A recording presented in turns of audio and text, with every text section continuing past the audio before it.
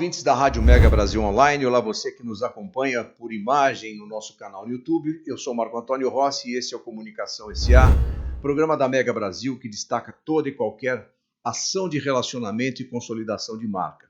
Aqui também falamos sobre novas iniciativas de negócio, análises de mercado, lançamentos de produtos e serviços e de ações que impactam positivamente a sociedade.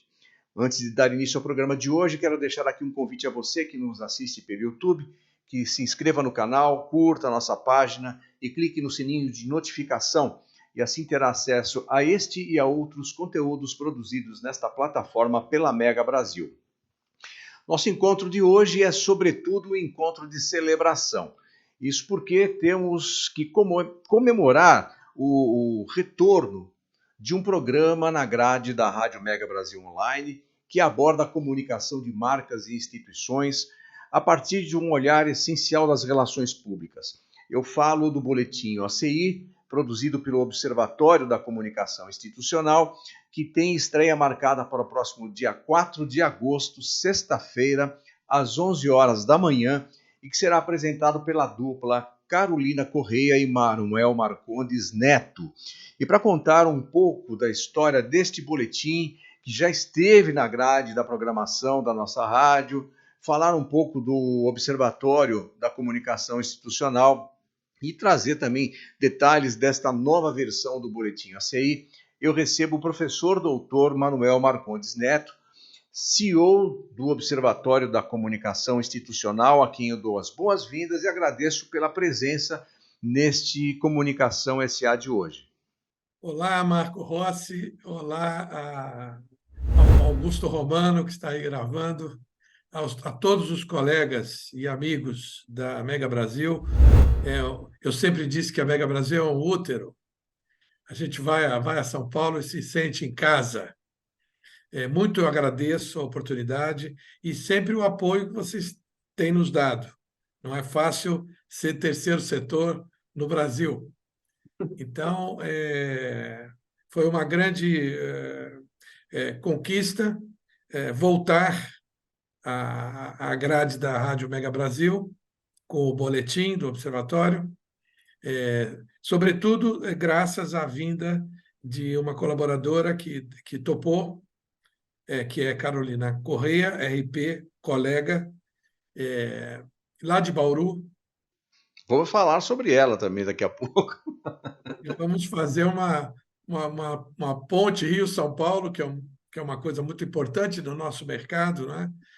A gente tem essa visão, a partir daqui não podemos negar, temos que olhar o Brasil inteiro, natural, e o mundo todo para discutir os assuntos, mas essa complementaridade é muito importante.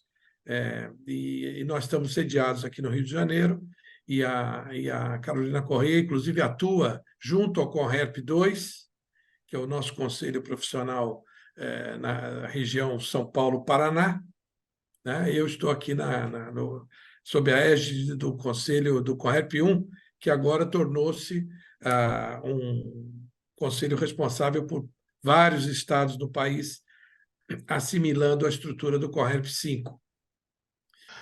Então, pois não, muito agradeço. É uma saudação de agradecimento.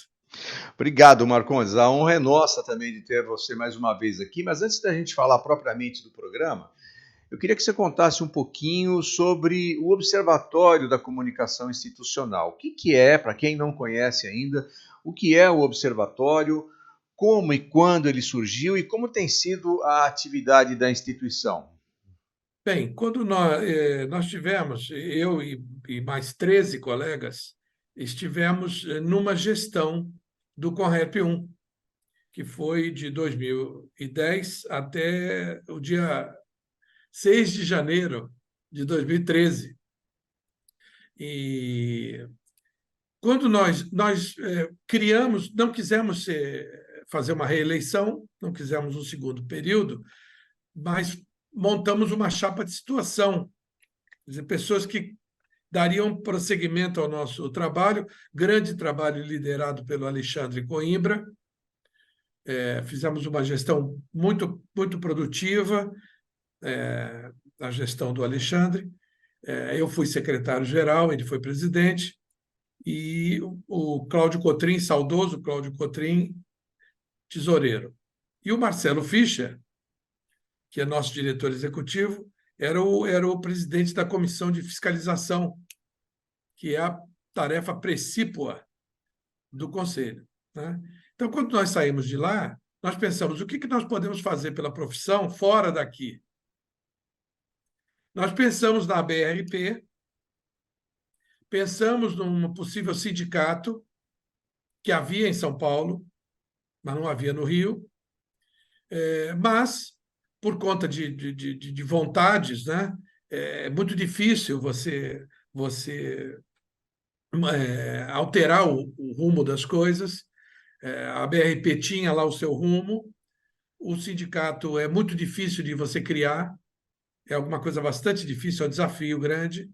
Embora o Marcelo Fischer tivesse experiência sindical, ele vem do terceiro setor e do meio sindical, é a experiência dele, profissional, inclusive. Nós partimos para uma entidade nova. Digamos, é mais fácil criar do que mudar instituições como a BRP de 1954. Então, criamos a Sociedade Educativa Observatório da Comunicação Institucional. Nós somos essa entidade sem fins lucrativos, fomos fundada em 2013, já estamos no nosso 11º ano, que somos de fevereiro, 1º de fevereiro, e 2013 foi um ano sacudido no Brasil, né? Aliás, isso é uma propriedade brasileira. Ano sacudido é sempre meio recorrente. Tem até um grupo que eu faço parte até hoje, dos estudantes, chama-se Junho de 2013. É verdade. Enfim, então, em fevereiro, a gente criou a instituição. Ela é uma entidade de modelo europeu, associativo, mas o brasileiro não tem a cultura do associativismo. Então, por isso, muitas associações não duram. É muito parecido com a empresa pequena. Você pega relatórios do Sebrae, aí ele sempre está contando que as empresas que passam do 2º ano, né, sei lá, 5% das empresas conseguem chegar ao 2º ano. Por quê? Porque há muitas dificuldades para ser pessoa jurídica. Hoje há mais facilidades, inclusive existe a MEI, que é uma coisa que não havia, a microempresa individual, o sujeito ser uma pessoa jurídica. Isso tem prós e contras. E também no terceiro setor isso se fala pouco. Muitas iniciativas que devem surgir a cada ano, a gente não tem esse registro, também não duram por conta da falta de recursos. Então, nós tivemos a lucidez de não fazer gastos com sede, com uma eventual contratação de pessoas, e isso nos permitiu, apesar dessa cultura do não associativismo, prosseguir, né? Agora, é preciso mudar a cultura do brasileiro, quer dizer, o terceiro setor é a manifestação da sociedade civil e é preciso que as pessoas realmente se engajem nas causas que acreditam.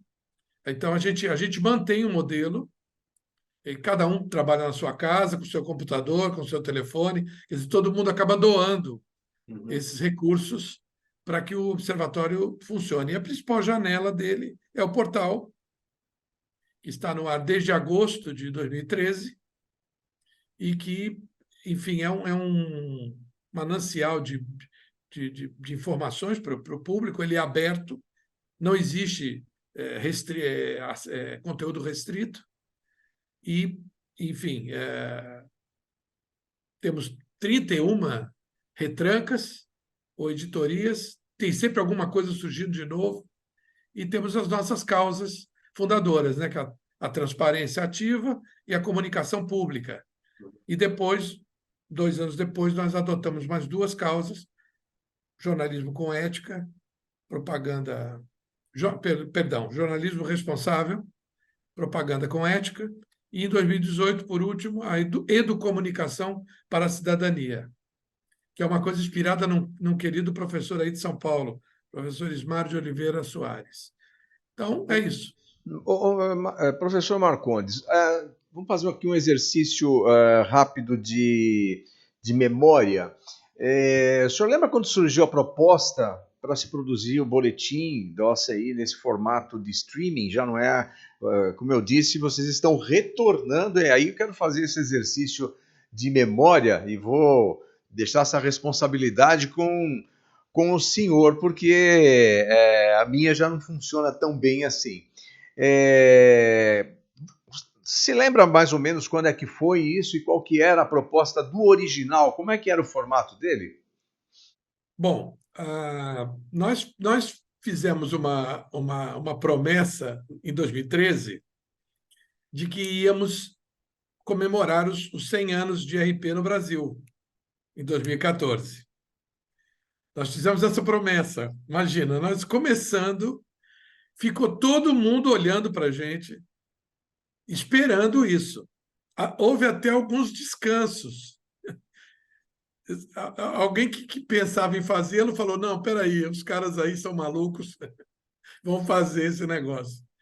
E a gente então teve que entregar. Nós trabalhamos duramente no ano de 2014 para, no dia 2 de dezembro, Dia Nacional de Relações Públicas, lançar o livro, né, 100 anos de RP no Brasil, rumo à cidadania plena, de autoria do Marcelo Fischer, em parceria comigo, baseado muito no material dele, da dissertação de mestrado que ele defendeu na Faculdade de Educação da UFRJ, que é um trabalho belíssimo. Eu insistia muito dele publicar, eu estive na banca de mestrado, e acabou que foi a base do livro. Esse livro foi lançado em São Paulo, Rio de Janeiro e no Rio Grande do Sul. E ele esgotou.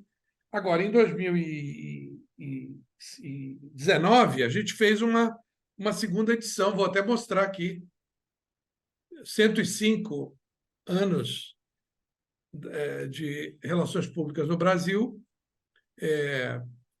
e o livro de 2014 nos levou até a Mega Brasil pelas mãos de Elaine Lina. Ah, tá. Que era a vice-presidente do Conherp 2.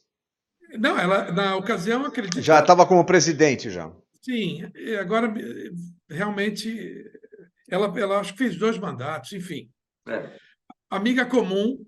Uhum.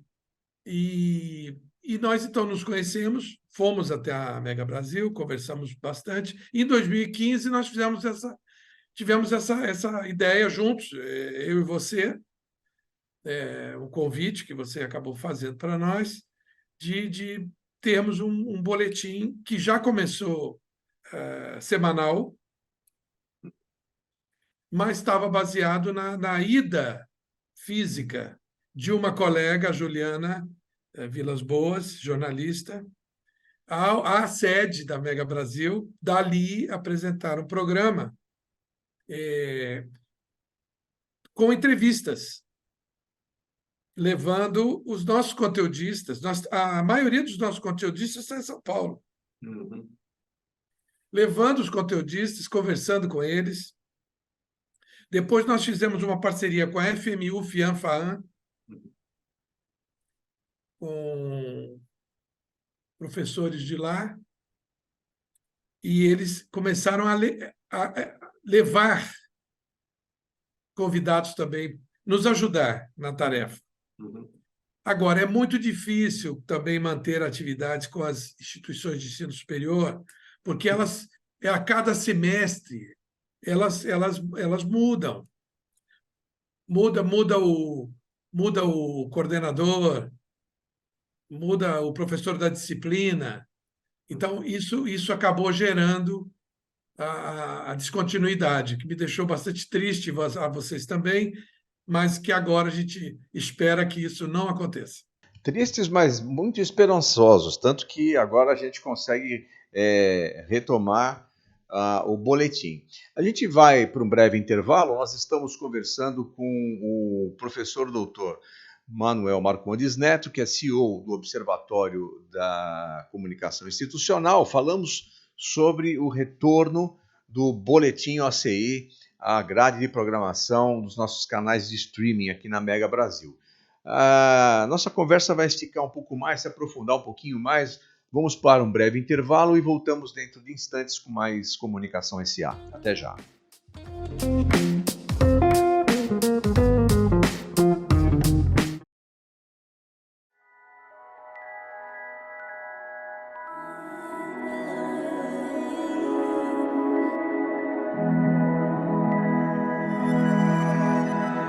Change is coming.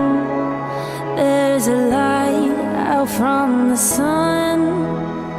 A new time, a new day, a new world is coming. And I can see the dawn has just begun. A new home, a new way is on the horizon. We're making the world a better place, one person at a time. Making the world a better place, one day at a time. And it starts right now.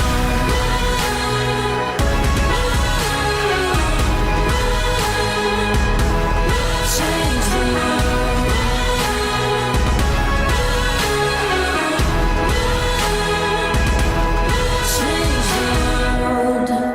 I think it's incredibly important that General Motors has taken this step towards EVs. We're talking about one of the world's most iconic companies here that will cause other people to stand up and say it's time. We're going to follow their lead. Change is blowing like the wind through the trees. The wheels are spinning and life is in motion. And I can see a light shine through the leaves. A new spark of new life is on the horizon. We're making the world a better place, one day at a time. And it starts right now. It starts right now.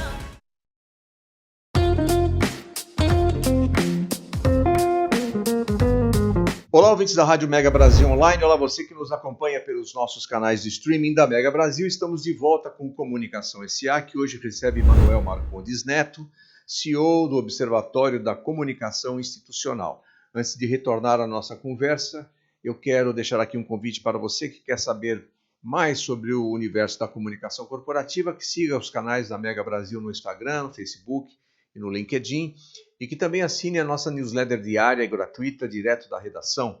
A assinatura é simples, basta acessar o portal da Mega Brasil, clicar sobre o banner da nossa newsletter, preencher os dados e enviar. Já no dia seguinte, você, como os mais de 18 mil assinantes da nossa newsletter, passa a receber no seu e-mail os destaques do dia e os detalhes dos programas e eventos da Mega Brasil direto da redação. Agora sim, vamos falar um pouquinho sobre o Boletim OCI, que, como eu já mencionei, estreia no próximo dia 4 de agosto, sexta-feira, às 11 horas, na Rádio Mega Brasil Online. E antes de falarmos do formato e conhecer, vamos falar exatamente do formato, eu queria conhecer, Marcondes, um pouquinho desta dupla, né? Quero propor a você que nos acompanha que conheça um pouco desta dupla que vai comandar o Boletim OCI. Uma dessas personagens você já está conhecendo aqui no Comunicação SA, que é o mestre em Sistemas de Informação, doutor em Ciências da Comunicação e pós-doutor em Cultura e Territorialidade, palavra difícil essa, que é o nosso querido professor Manuel Marcondes Neto. Quem fará parceria com ele será Carolina Correia. Ela é consultora de comunicação estratégica e governança corporativa e mestre em mídias e tecnologia. Professor Marcondes, quando e como os caminhos de Marcondes Neto e Carolina Corrêa se cruzaram?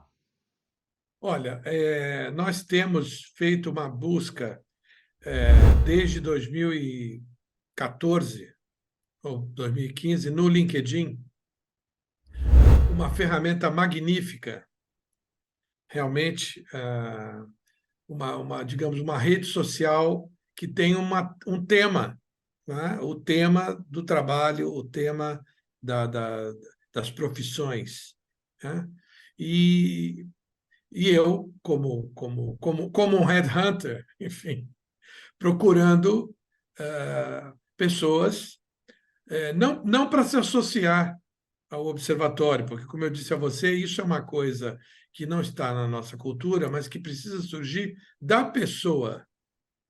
A decisão é pessoal, não é uma coisa que você possa vender, não é? É uma coisa que você pelo fato de existir uma determinada entidade, ela inspira a pessoa a querer fazer parte. É abraçar a causa. Que é um pouco o que eu senti quando eu entrei a primeira vez no site da Mega Brasil, porque parecia alguma coisa muito maior do que uma agência ou do que um veículo, parecia uma associação de profissionais, e o não é? Tem também lá os jornalistas e companhia, né? Enfim, é do nosso querido Eduardo. Enfim, é uma coisa fantástica. Então, a gente fica com vontade de fazê-lo. Então, no caso do meu caso, como headhunter, eu estava procurando conteudistas, pessoas que, por sua formação e por sua atuação profissional, são os dois critérios. Não, por exemplo, não há um critério de idade, não há um critério de gênero, não há um critério de qual o curso superior que a pessoa fez, não há nem o critério de ter curso superior para que se possa interessar por uma pessoa. Então, nessa busca, numa dessas buscas, que são milhares, para dar um exemplo, vou dar um exemplo para você do antigo marketing direto. Você lembra disso? Uhum. E-mail marketing, telemarketing, a gente falava de percentagens, né? Era uma coisa bem sucedida quando dava 0,01 de retorno, ou 0,04 no máximo e tal. Bom, para a gente conseguir um conteudista do LinkedIn, são necessários 150 convites. Então, é 0,01 mesmo. E a Carolina foi uma dessas pessoas que aceitou o convite para produzir conteúdo conosco, começou a publicar, né? Ela é consultora, né, de comunicação estratégica e governança corporativa, ela tem muito interesse na questão das empresas familiares, que é alguma coisa muito importante aí no interior de São Paulo. Ela é de Bauru, fez Unesp, Universidade Estadual Paulista, e é mestre por lá também em mídia e tecnologia. E ela, então, eu fiz depois que ela já estava publicando conosco, eu buscava alguém que estivesse em São Paulo, eu fiz a provocação, assim, a queima-roupa, né? Fiz um telefonema para ela, que eu sou da antiga, né? Ainda uso o telefone, e ela pediu para pensar um pouco, nós voltamos a nos falar, aí ela me contou, ela é mãe também, então ela tem lá a rotina dela. Dentro do próximo semestre, quer dizer, levou tempo da organização do tempo dela, ela incluiu essa proposta na sua rotina. E nós, então, começamos a produzir pilotos, como se deve fazer, né? Quando se quer fazer uma proposta. E aí os pilotos foram enviados aí para a Mega Brasil, e o Mega Brasil fez o seu processamento, sua testagem do formato. O público vai tomar contato com isso em 4 de agosto. e estamos de volta. Então, uma grata surpresa, uma grata presença, a Carolina Corrêa. Agora, vamos falar um pouco sobre o conteúdo. Então, como que vai ser o formato? Melhor, mais que o conteúdo, o formato, porque o conteúdo é dinâmico, né? Ele se renova a cada edição. Mas o formato, porque ele é um pouco diferente daquela primeira versão que nós tivemos do Observatório, e eu queria que você comentasse um pouquinho sobre isso. Como é que vocês chegaram a esse formato e qual é ele? Nós fugimos da questão das entrevistas, porque elas eram a cara da proposta inicial por conta do estúdio. Qual é a graça, né, de você... Eu estou falando de passado, porque hoje em dia todo mundo está trabalhando de casa, ainda, até nas grandes emissoras, tem gente trabalhando de casa. Isso tornou aceitável e até bom. É um dos milagres da pandemia, né? Algo que trouxe essa revolução na comunicação. Acabou com o preconceito que havia no Brasil sobre trabalho remoto, né? Eu já contei para você que eu sofri esse preconceito em grandes empresas. Eu queria eu estava no Rio, queria trabalhar de longe, né, na empresa em São Paulo, e não foi permitido. E a empresa no mundo inteiro já tinha o trabalho à distância. Então, o charme de você ser entrevistado numa rádio ou numa TV era você ir ao estúdio. Enfim.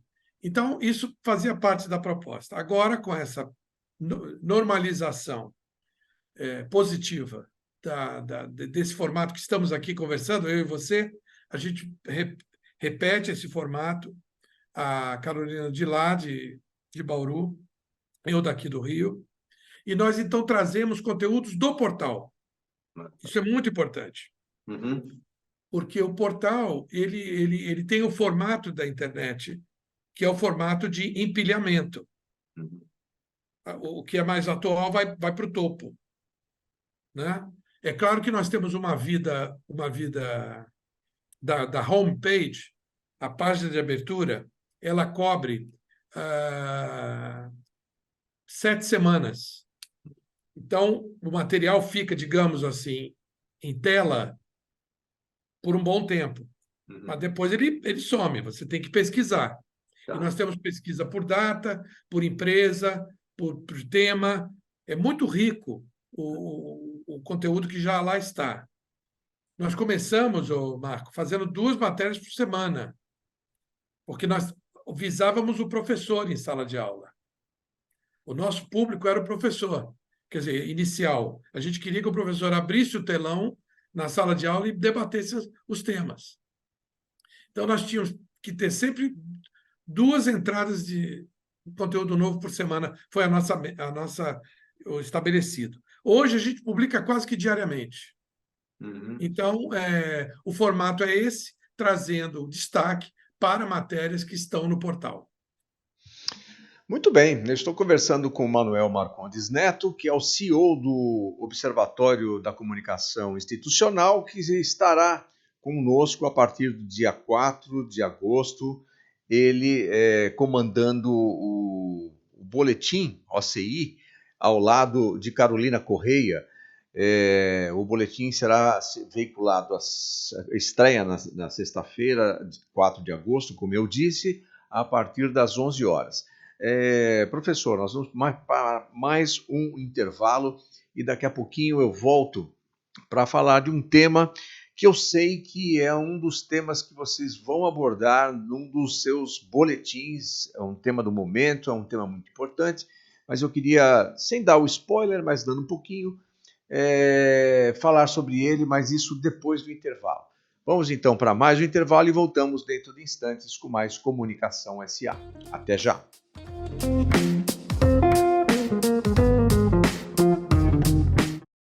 Colaboração.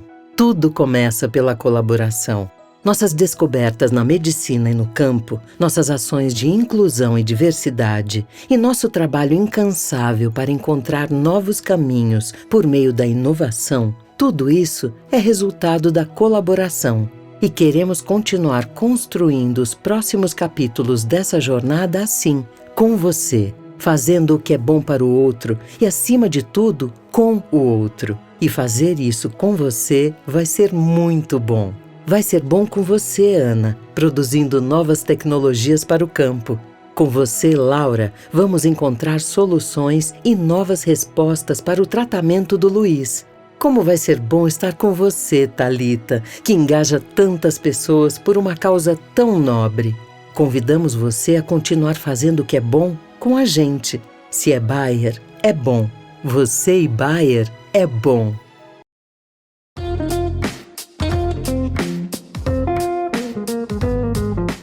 Olá, ouvintes da Rádio Mega Brasil Online. Olá, você que nos acompanha pelo nosso canal de streaming. Estamos de volta com a última parte do nosso Comunicação SA de hoje, onde entrevistamos o professor Dr. Manuel Marcondes Neto, CEO do Observatório da Comunicação Institucional. Falamos sobre a reestreia, o retorno do boletim OCI aos nossos canais de streaming. Isso acontece no próximo dia 4 de agosto, sexta-feira, a partir das 11 horas da manhã.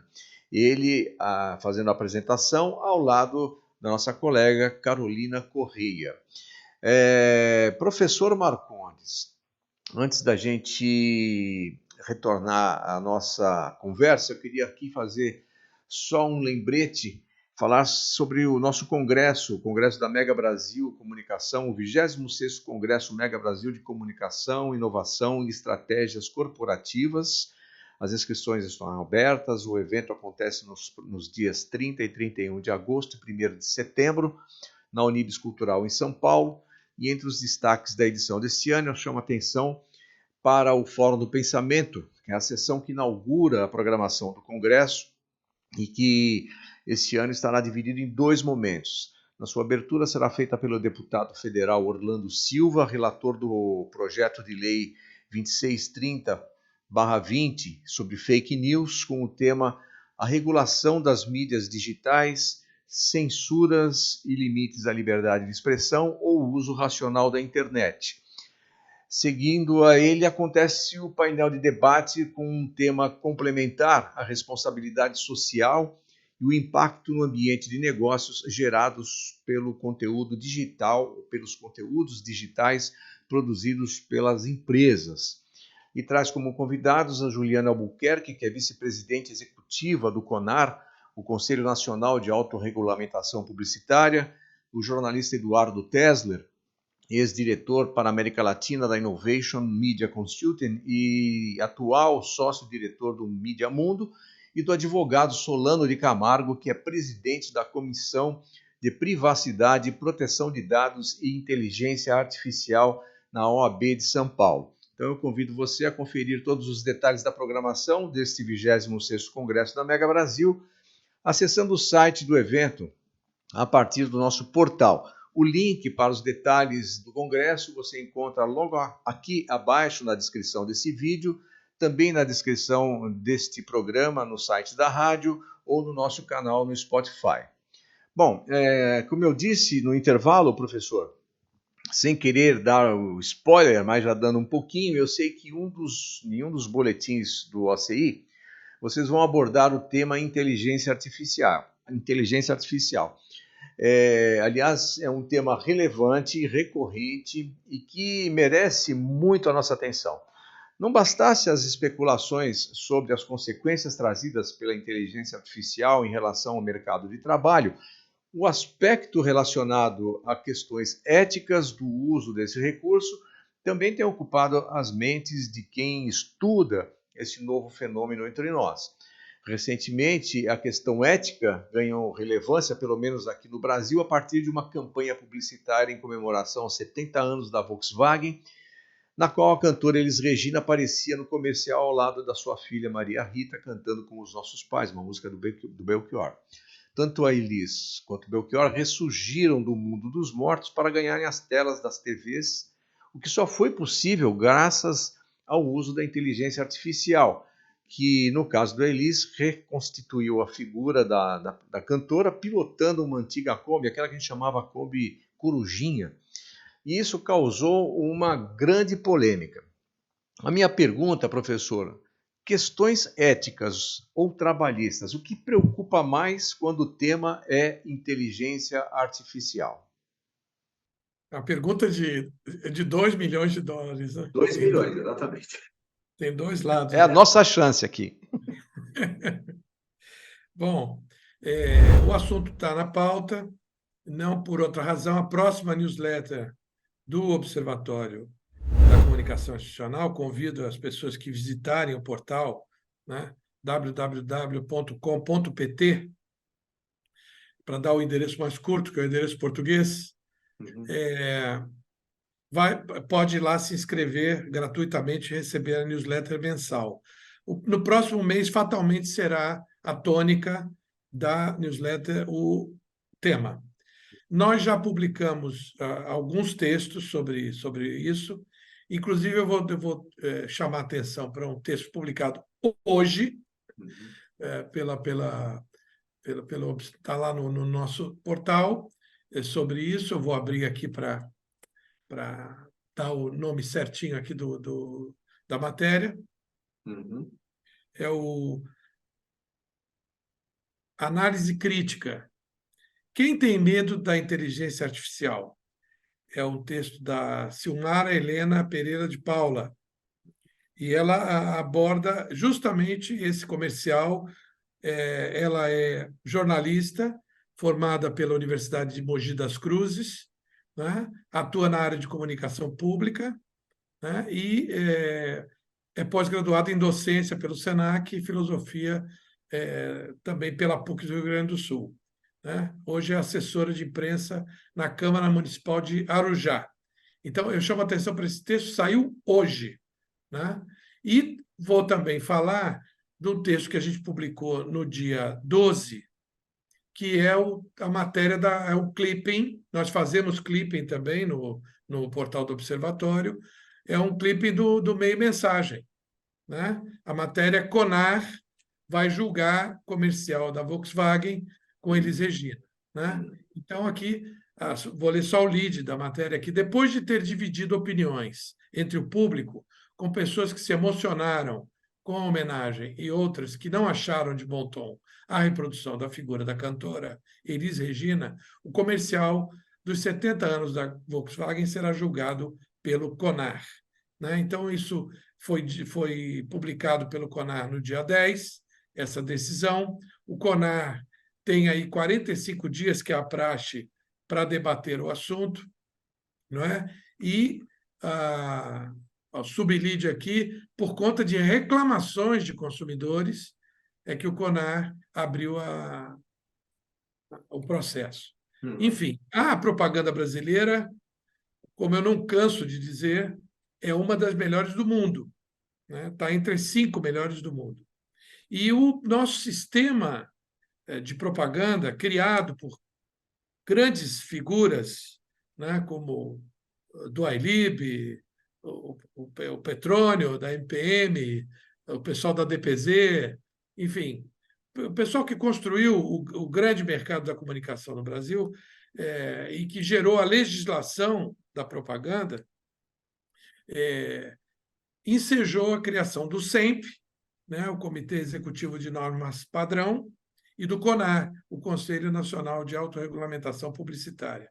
São coisas muito avançadas, né, e que nós temos no Brasil, essa autorregulamentação. Talvez a internet, já que vamos ter aí no Conselho, no próximo Congresso, essa discussão, talvez a internet devesse se empenhar numa autorregulamentação. É um tema que, inclusive, ganha força no mundo, né? Exatamente, exatamente. E é um dado de alta civilização as pessoas se autorregulamentarem nas suas atividades. É alguma coisa que tem poucos exemplos, não é? As coisas são normalmente impostas por lei, né? E o Brasil tem aquela péssima história de lei que pega, lei que não pega. Isso é uma cultura muito ruim que a gente precisa abandonar, né? Enfim, então, a tua pergunta coloca duas questões, né? a questão trabalhista e a questão ética. É porque eram as mais relacionadas, em princípio, muito se falou sobre a substituição da força humana, inclusive na nossa área de produção de conteúdo, né? Agora todo mundo vai usar o chat GPT, por exemplo, que já tem um concorrente, para elaborar essa. O nosso portal ele é atrevido, ele é fake news free e artificial intelligence free. Então, a gente só publica alguma coisa que alguém escreveu, alguém de carne e osso. Enfim, eu acho que a questão trabalhista é questão para a lei. A questão trabalhista é questão para a lei. Por quê? Porque um país, uma nação, precisa preservar os seus cidadãos, né? E o direito ao trabalho é uma coisa básica.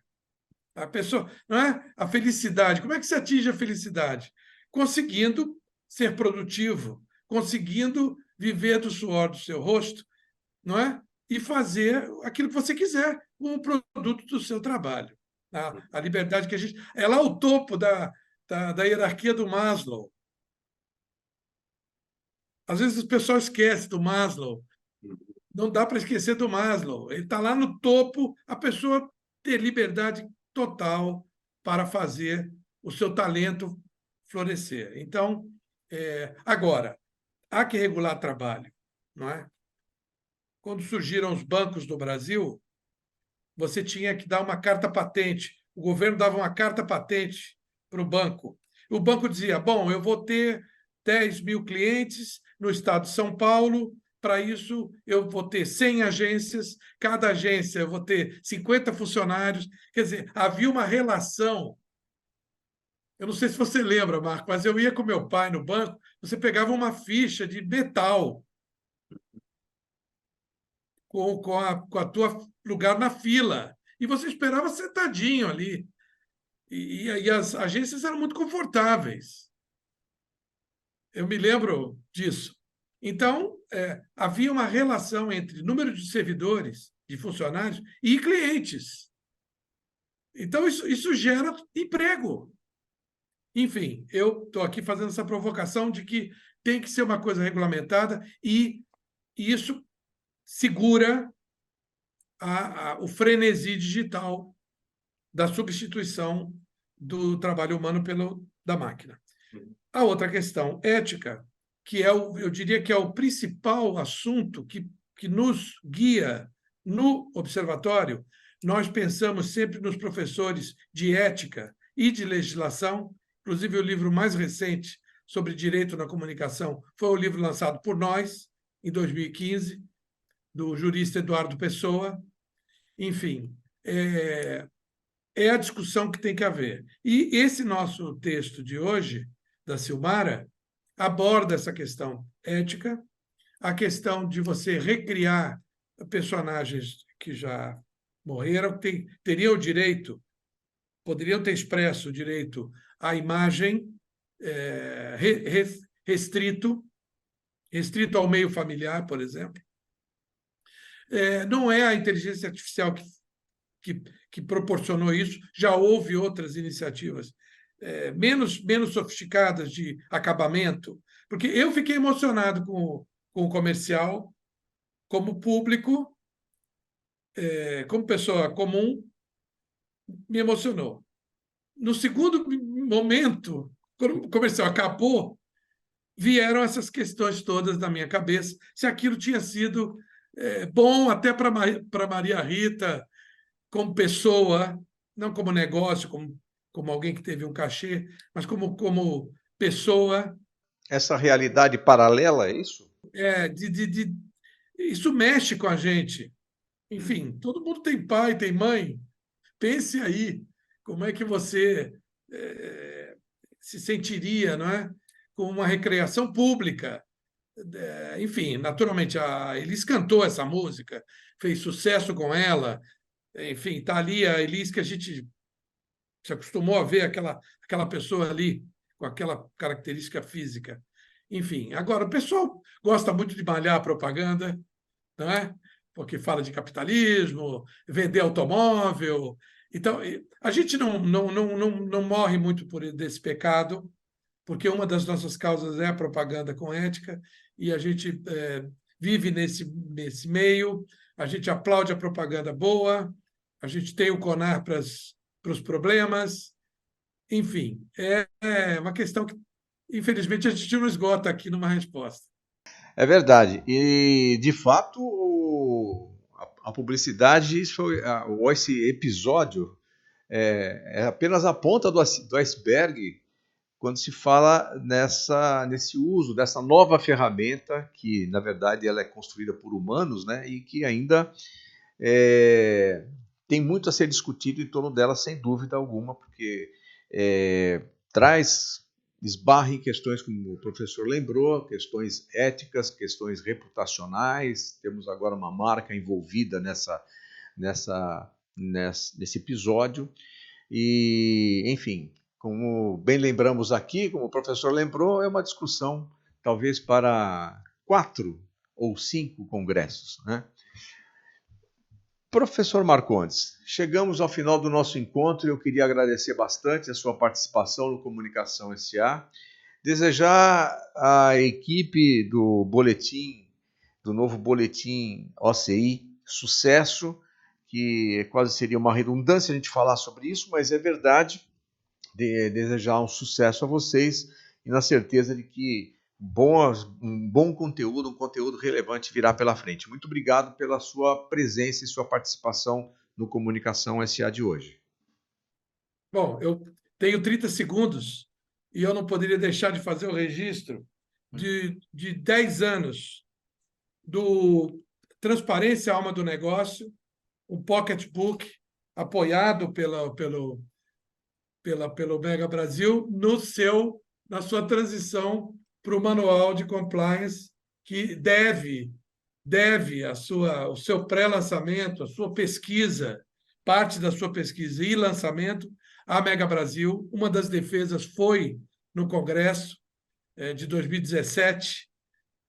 Olha, Marco, teu fã absoluto, amigo, enfim, estou à sua disposição, o Observatório também, o Marcelo também é grande admirador seu, Marcelo Fischer. E agora a Carolina Correia vai interagir com você. Vamos ver se a gente faz uma conversa a 3, não sei se antes ou depois da estreia. Enfim, um grande abraço a todos também que estão nos ouvindo, eventualmente nos vendo, e até uma próxima oportunidade. Muito obrigado. Manda um abraço para o Fischer também, uma figura, o Fischer. Saudades dele. Muito obrigado, então, professor Marcondes. Obrigado a você também que nos acompanhou até aqui. Semana que vem tem mais Comunicação SA. Até lá.